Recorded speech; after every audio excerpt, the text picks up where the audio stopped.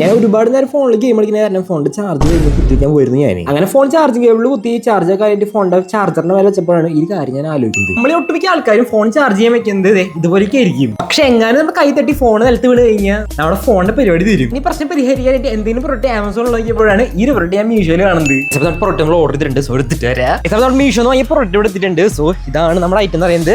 So unbox ചെയ്യാം. അപ്പൊ ഇവനാണ് നമ്മുടെ ഐറ്റം എന്ന് പറയുന്നത്.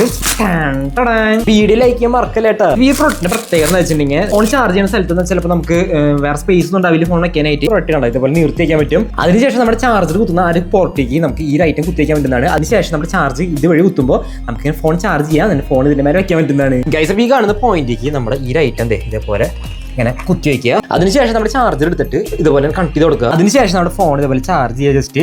എന്നിട്ട് ഇതുപോലെ തന്നെ വെക്കാൻ പറ്റുന്നതാണ്. ഫോൺ കണ്ട സേഫ് ആയിട്ട് അവിടെ ഇരുന്നോളൂ. കാണിക്കുന്ന പ്രൊഡക്റ്റ് ലിങ്ക് എന്റെ പ്രൊഡക്റ്റ് ഞാൻ ടാഗ് ചെയ്തിട്ടുണ്ട്.